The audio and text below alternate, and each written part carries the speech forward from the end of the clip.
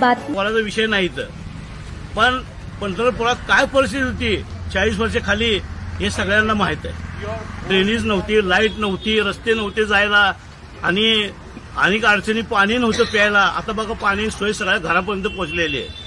हा, आणि असं नाही, पंढरपूर जे आहे ना गेल्या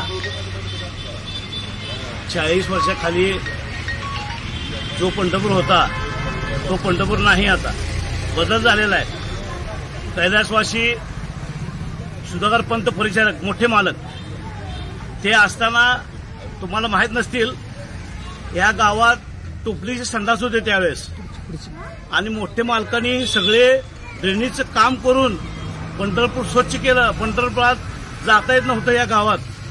आम्ही 40 वर्षापासून बघतोय की मोठ्या मालकांनी, कैलासवासी आमचे मोठे मालक आणि त्यांच्यानंतर प्रशांत मालक, उमेश मालक यांनी या पंढरपुराचा विकास करत करत आलेले आहे।